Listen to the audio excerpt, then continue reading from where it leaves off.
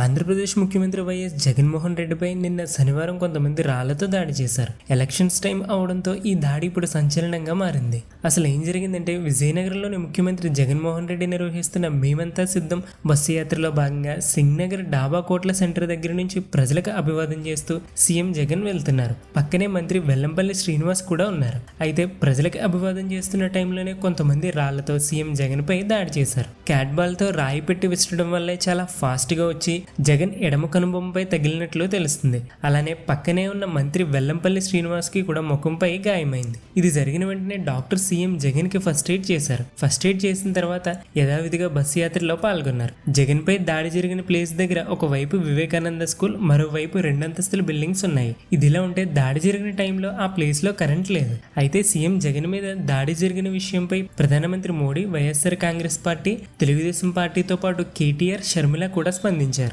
ఆంధ్రప్రదేశ్ ముఖ్యమంత్రి త్వరగా కోలుకోవాలని, మంచి ఆరోగ్యం ఉండాలని ఆ దేవుణ్ణి ప్రార్థిస్తున్నానని ప్రధానమంత్రి మోడీ ట్వీట్ చేశారు. అలానే ఈ ఇన్సిడెంట్ పై బీఆర్ఎస్ వర్కింగ్ ప్రెసిడెంట్ కేటీఆర్, మీరు సురక్షితంగా ఉన్నందుకు సంతోషం, టేక్ కేర్ జగన్ అన్న.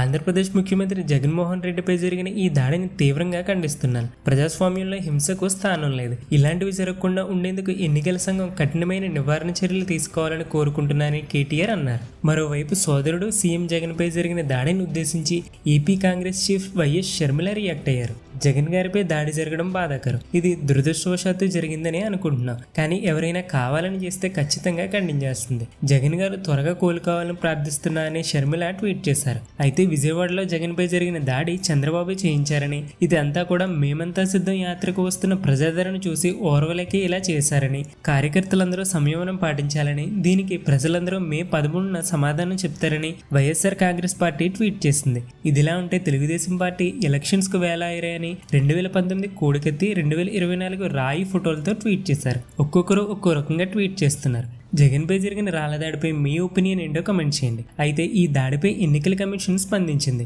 Vijayawada CP commissioner of police Kanti రాణాకి రాష్ట్ర ఎన్నికల ప్రధానాధికారి ఫోన్ చేసి ఈ దాడి కోసం అడిగి తెలుసుకున్నారు. ఈ ఘటనపై రేపటిలోగా నివేదిక పంపాలని, దాడికి పాల్పడిన వారిని వెంటనే గుర్తించాలని ఆదేశించారు. అయితే జగన్ పై ఈ దాడి జరిగే టైంలో కరెంట్ లేకపోవడం, ఆ ప్లేస్ లో స్కూల్ ఇంకా కొన్ని షాపులు ఉండడం వల్ల రాళ్లు విసిరిన వాళ్ళని గుర్తించడం కొంచెం లేట్ అవుతున్నట్లు తెలుస్తుంది. ఇదిలా ఉంటే పోలీసులు ఆ ప్లేస్ దగ్గర సీసీటీవీ ఫుటేజ్లన్నింటినీ క్లియర్ గా అబ్జర్వ్ చేశారు. దీంతో పాటు జగన్ కి తగిలిన రాయి వేలిముద్రను సేకరించి కొంతమంది అనుమానితులను పోలీసులు విచారిస్తున్నారు. సో త్వరలోనే ఇది ఎవరు చేశారో తెలియబోతుంది.